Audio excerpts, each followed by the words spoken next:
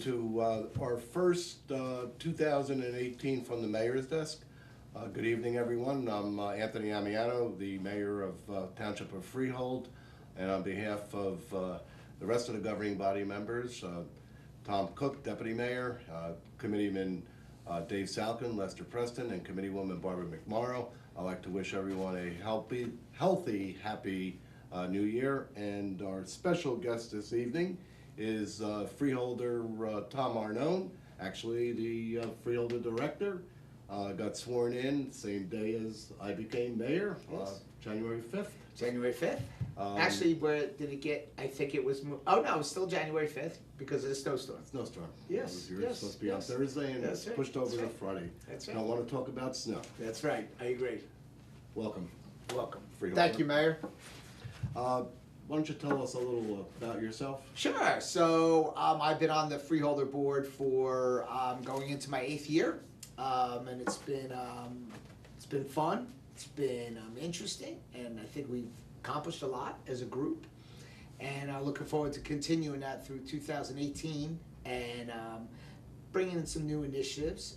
I'm married for 34 years, and I hope I get that right. It is 34 years, and I have a daughter that's 25 years old, and I was formerly the mayor of Neptune City for 8 years, and besides that, I was councilman for 7 years, and now I'm able to meet some great friends outside of all the county, including yourself and rest of Freehold. How many municipalities does the Willamette County have? 53. So you have to go to 53 municipalities. Yes, and when I say this, and I mean this wholeheartedly, I feel personally that it's the hardest position to hold, besides obviously a larger state and federal position, because you have so many towns that govern, and as you know, Monmouth County is so diverse from Upper Freehold all the way down to Sandy Hook. We're very different, we're very diverse, there's a lot of different needs, a lot of different wants with those communities that best fits their towns. As you know, in your own town, in Freehold Township, what you prefer might not be the same thing, say a Spring Lake prefers or a Belmar prefers, so it's much different, and it's a juggling act. I'm sure you got your anniversary correct, and if you didn't, Chicky will remind me. Will remind me. How many freeholders are there? There's 5 of them. There's 5 freeholders, and right now, as we speak, there's only 4 because Freeholder Serena DeMasso has gone on to the legislature. So we have Deputy Director Lillian Berry, Freeholder Curley, and Freeholder Pat Impreveduto. Hopefully, Pat's new. Pat just ran this year. He filled the seat that Gary Rich held. Gary chose not to run this upcoming election, and hopefully by the beginning of February, that seat will be filled through the party process of Serena DeMasso's, and then we'll be back up to full strength, 5 freeholders. So there's a convention to fill that seat until the election? Yes, so what will occur with Freeholder DeMasso's seat is that, just as you said, that seat will be filled for a 1-year unexpired term, and they'll have to run this upcoming year, and then that seat is due to run actually with myself in following year 2019, and they'll have to run again, which is very difficult in this to run in this county, because when you're out there and you're networking and politicking, you're going from a very, very large region and area to have to work. I do follow you on Facebook, and I find it totally amazing. I don't know, I mean, everyone says that I'm always out, but to do 53 municipalities, and you're everywhere, hopping in from one town to another town, I don't know where anyone could find the time, to tell you the truth. Well, I have to tell you, as you know, and we have the same type of work ethic, and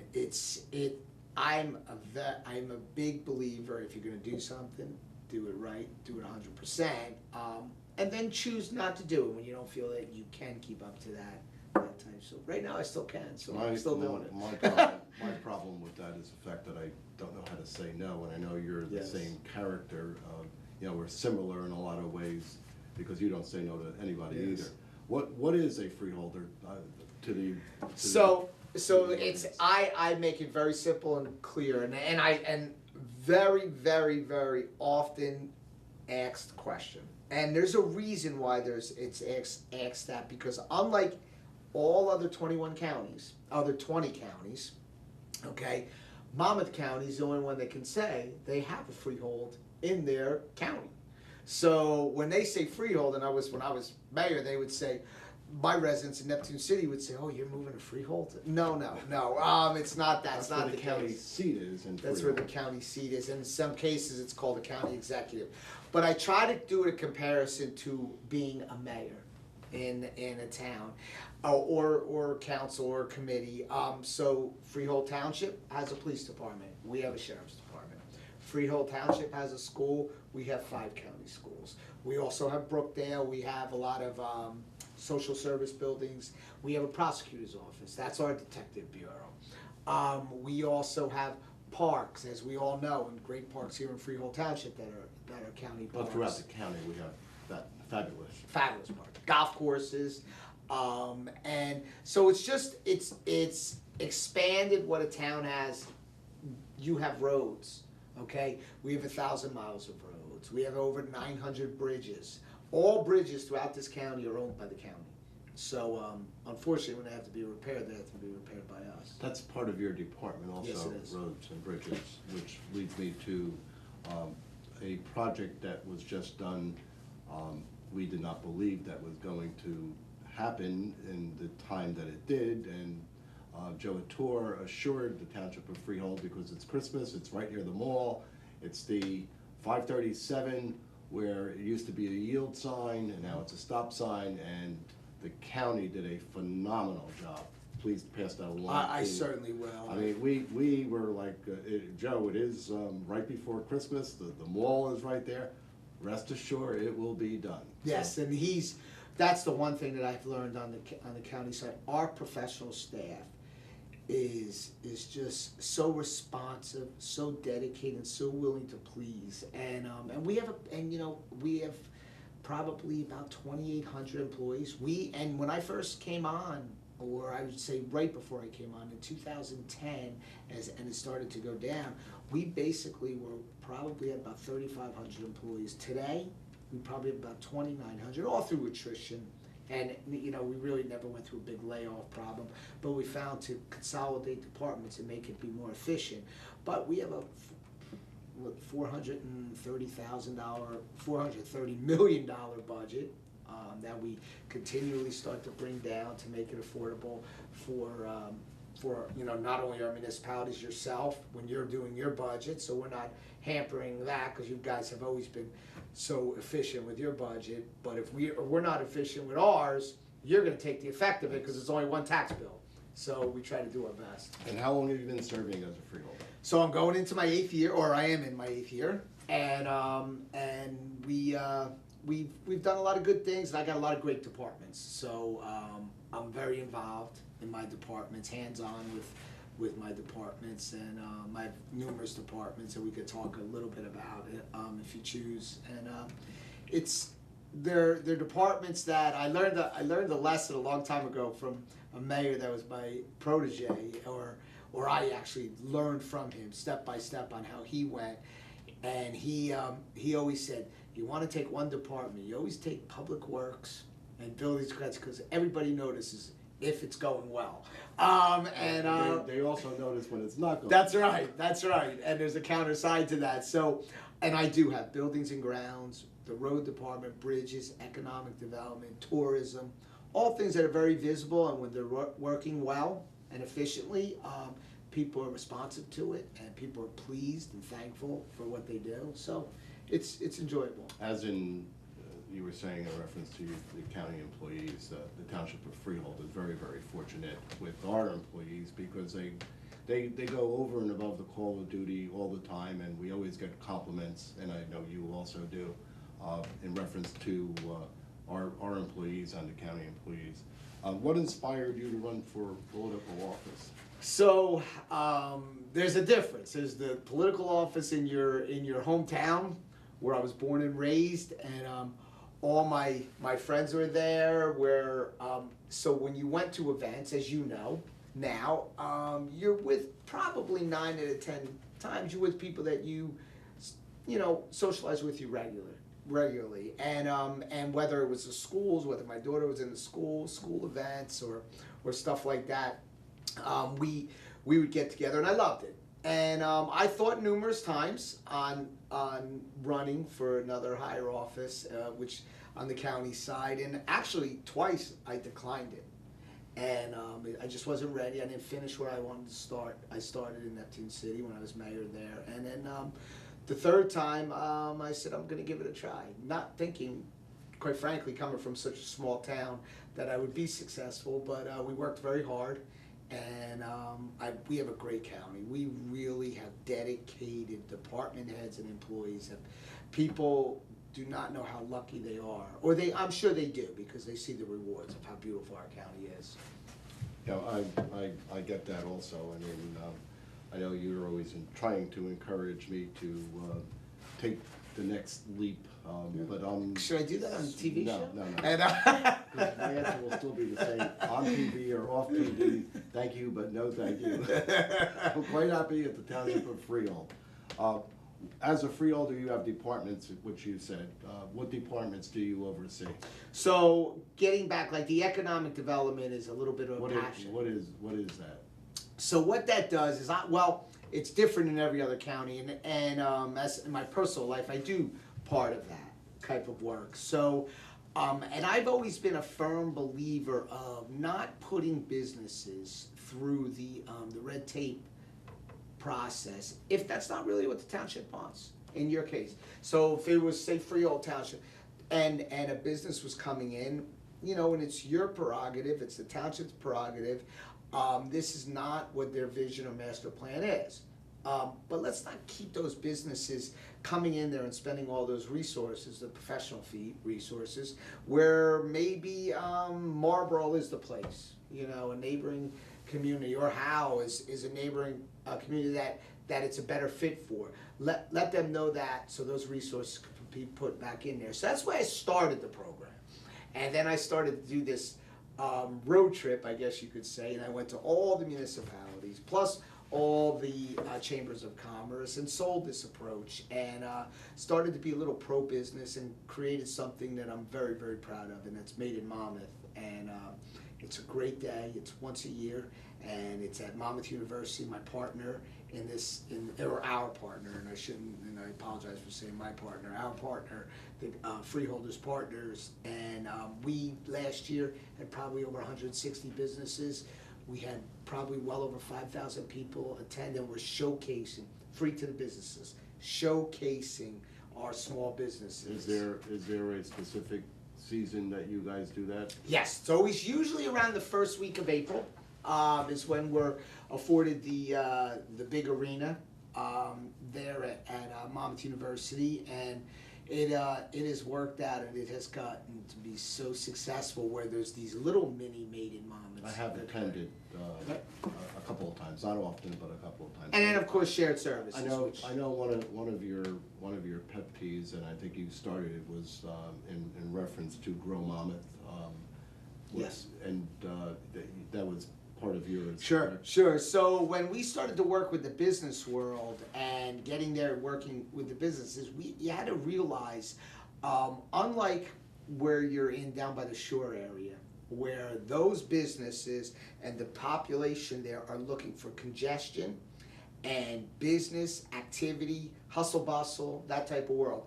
As you go out to the western part of the county, the people there are looking for open space, peaceful, quiet farming, which makes Monmouth County diverse. So we have to balance it as a freeholder board to make sure that we're giving both types of worlds a look and being responsive to them. So actually, Freeholder Barry and myself created Grown in Monmouth, and what it is the ag industry. We went out and received a grant, a USDA grant, to do a study on it, and we received it, and it has grown and expanded. And the ultimate goal is for the farming industry, the ag industry, to grow this product which we've already started, grow this product, and then sell it and provide it to our local businesses, our food establishments, and we will brand them with Made in Monmouth little signature brandings on their windows, and then hopefully have a little side menu of these items were grown in Monmouth County, because people don't realize we actually have one of the best ag industry in the state of in New Jersey. So we should be promoting that. So if we're able to grow it here, sell it to our businesses, and then sell it to our public, I think everybody's gaining there. So it's a little different mindset of government, I would say, but We just started, we probably got it from the county, but at the Oakley House. Mhm. We started the little farm there, and we're selling vegetables, and it's growing also. So the other project I think you're also involved in is with businesses, improvement. yes. I see you always do with these checks you're going out. Yeah, so Tell us a little about that. that's a little unique. So what happened was every town received, not every town, I shouldn't say that, a good portion of our towns receive HUD funding there, and the county receives the HUD funding and disperses it, and then some towns receive it directly from HUD. But so at the end of the day, there's a criteria that's met to release these funds, and in some cases, there's money left at the end of the year. The norm has been to send that back to HUD. I tried a unique request, I guess you could say, and I said, and I'll never forget, I think it was like 3 years ago, and I wrote back to HUD saying, would it be possible to keep this money and offer this through a very creative, innovative approach to our businesses to spruce up the front of their buildings, and we'll call it a facade program. Now, we kept it under the threshold where the businesses would be able to have anybody do the improvement. It's $1,800. It's a one-page application with our, if you go on our Economic Development Committee and you hit the link facade program, it comes right up. One-page application. All we ask is that you obviously meet the municipal codes and setbacks, like if you're putting an awning on, painting, and I'll never forget one close to here is Freehold on 33. The 33, yes. Candy, so we painted, the owners, they painted their whole building, and we paid for that. And you know, it's a way for us to promote our businesses. The only thing that caveat to it is you have to take a picture of me handing you the check of $1,800, and but it's a great program, and it's something that we do that no other county does, and that's, you know, just like our shared services, which I have to commend you and the rest of your committee, because you guys are on the forefront, even with your dispatching center there, and it's a home run, and people do not realize. We save a lot of money. I know a lot of people didn't in the beginning were Sure. not very happy in reference to us, you know, going with the county dispatch. But back then, I think it was somewhere in the vicinity. We saved the taxpayers somewhere around $900,000, and I think we're over like $1.2 million with the shared services. So, it's a great thing. And you know, and it takes guts to make those decisions on a municipal level, and being transparent and explaining it, which you guys did. And right now, we're seeing some of our largest towns. You know, obviously, to have Freehold Township in there, Tinton Falls, and now Middletown in our dispatching. I have to believe if it can work for Freehold Township and it can work for Middletown, it could work for all our towns. Yeah, we do a lot of shared services with a lot of other towns with our IT and program, Board of Health, you know, with the school system, and it saves the taxpayers an awful lot of money. It does. Speaking of school districts, there's a program that you also started.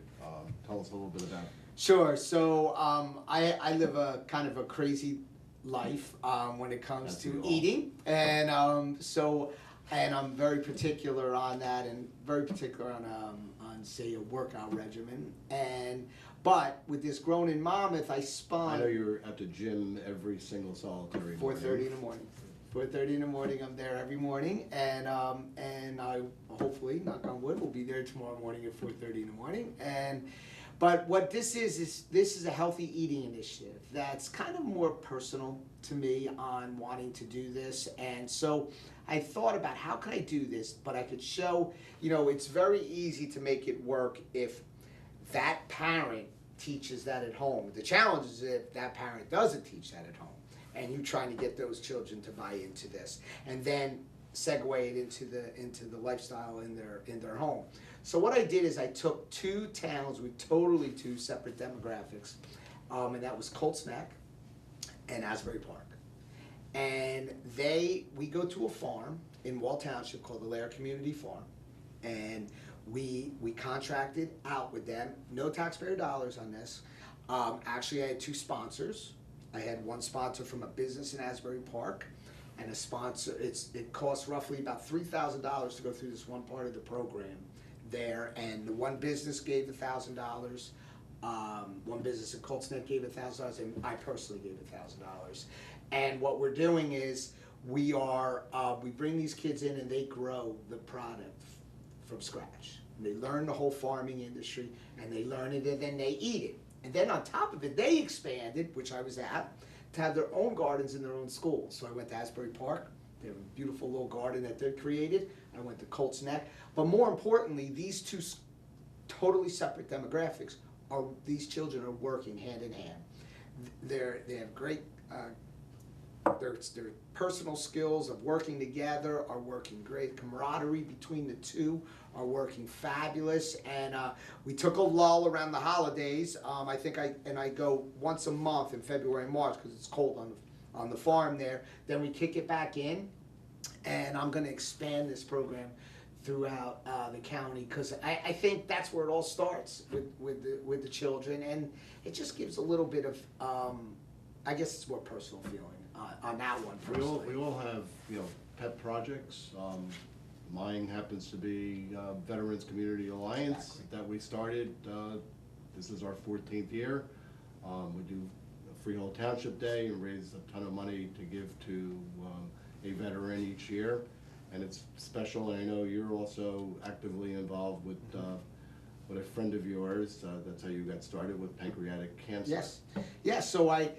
So about 4 years ago, I had a friend of mine that passed away with pancreatic cancer, and I just out of the blue said, we should do something, and I created a 5K run, and so we're going into our 4th year.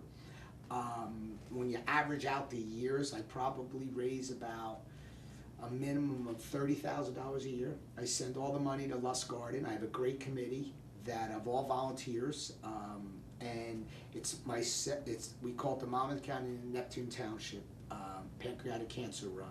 And we moved it this year. It was great. We had well over 300 runners this year, and it really feels good. It brings a ton of community people together, a lot of people throughout the county that are affected there. So that's a real great event that we do, and it's just nice to see a lot of county employees come, and it's either a walk or a run. And it's going to a great cause. All the money that we collect that day goes right to the Lusk Garden.